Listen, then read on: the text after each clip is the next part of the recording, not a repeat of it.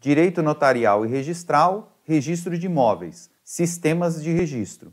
Vamos continuar o estudo do direito notarial e registral na parte de registro de imóveis, falando sobre sistemas de registro. Para isso, nós precisamos estudar as classificações dos sistemas de registro. E quanto a isso, os sistemas de registro de imóveis podem ser classificados quanto à sua escrituração, quanto à sua organização ou quanto aos efeitos do registro. Quanto à escrituração, ou também conhecida quanto à forma de escrituração, nós teremos a transcrição, a inscrição e a classificação. A transcrição e a inscrição eram sistemas utilizados, pelo menos em sua nomenclatura, anteriormente à Lei 6.015, conforme podemos observar do artigo 178 do Decreto 4587, que falam sobre os atos do registro de imóveis.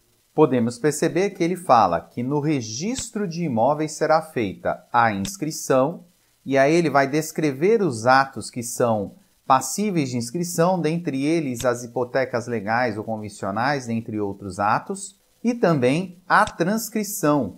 E dentre os atos passíveis de transcrição, nós temos os títulos translativos de propriedade de imóvel entre vivos para sua aquisição e extinção. Entretanto, a forma de transcrição, originariamente utilizada pela França, é a cópia integral no registro, ou seja, verbo ad verbo, do título translativo.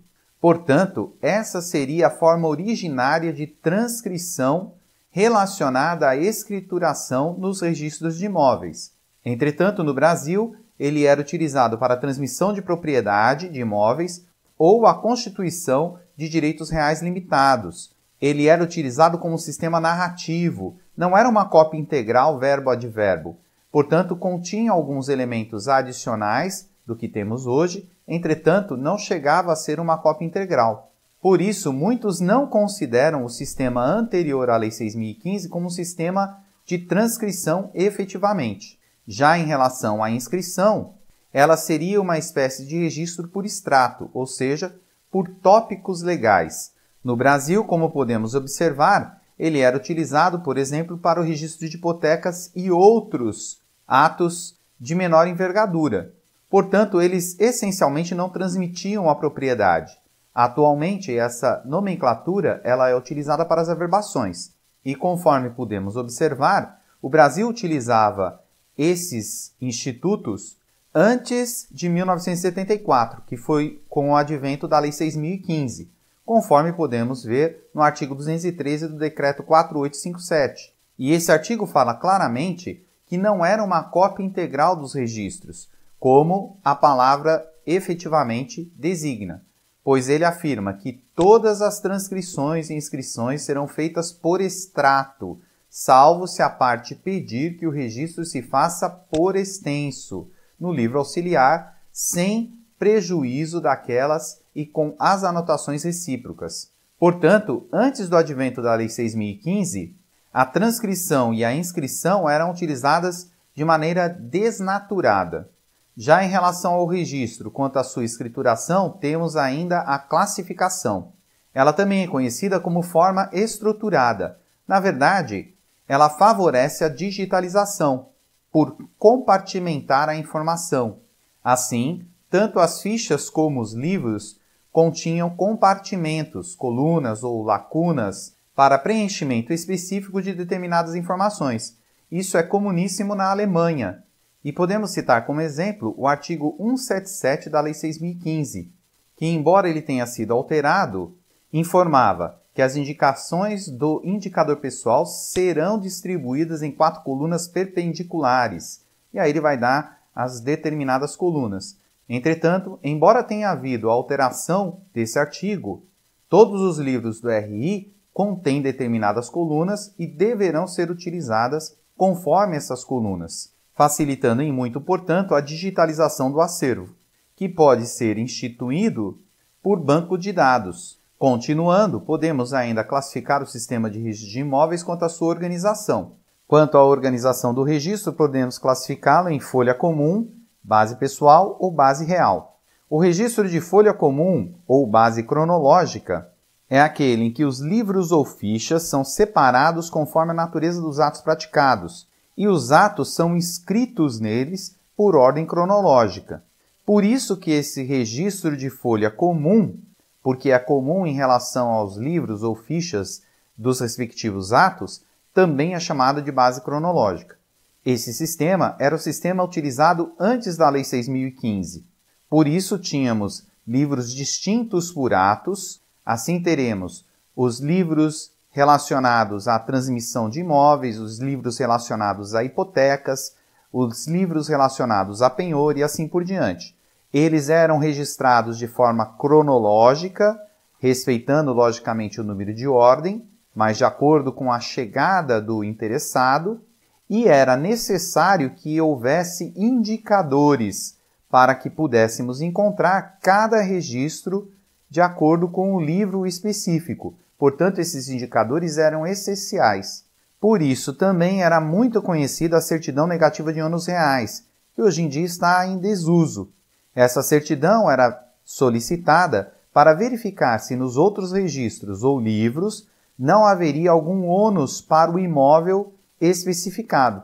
Assim, o oficial de registro, ao ter a solicitação de uma certidão de ônus reais, deveria verificar em cada livro distinto por ato, de acordo com a sua cronologia, se havia algum tipo de apontamento relacionado a esse imóvel.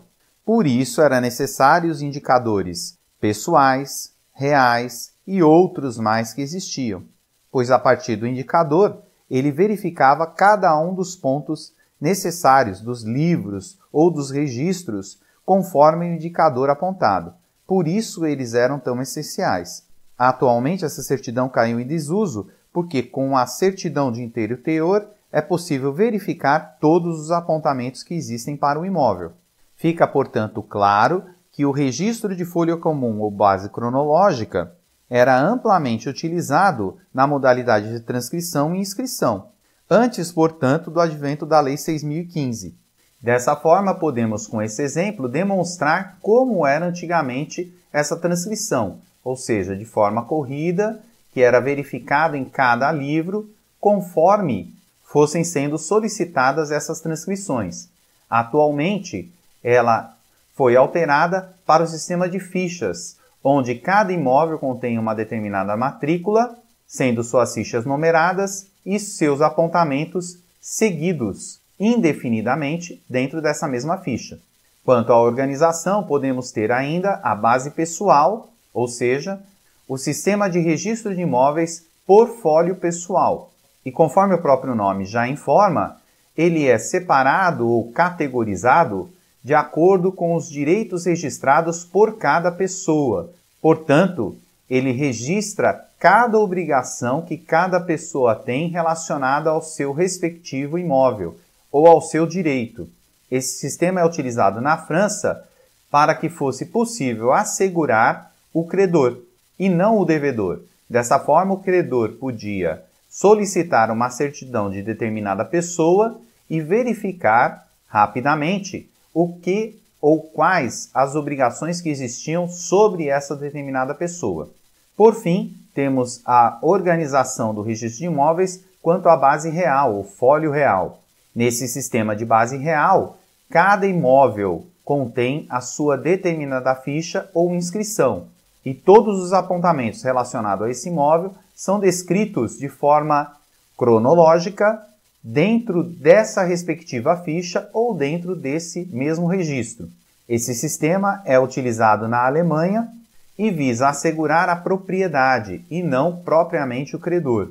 E conforme podemos observar nesse exemplo, é o sistema atual que utilizamos, que é o sistema da Lei 6.015, nos termos do artigo 176, parágrafo 1º da Lei 6.015, que quando fala do livro 2 do Registro Geral relacionado ao registro de imóveis, determina que a escrituração do livro 2 obedecerá às seguintes normas. Cada imóvel terá matrícula própria, que será aberta por ocasião do primeiro registro a ser feito na vigência desta lei. Portanto, o Brasil utiliza o sistema de base real, ou fólio real, que determina que cada imóvel tenha uma respectiva matrícula, ou uma determinada ficha, onde serão apontados todos os registros relacionados a esse imóvel. Por isso, Fica claro perceber que a certidão negativa de ônus reais perdeu seu sentido. Afinal, uma certidão de inteiro teor pode demonstrar de forma clara todos os ônus que existem para este imóvel respectivo.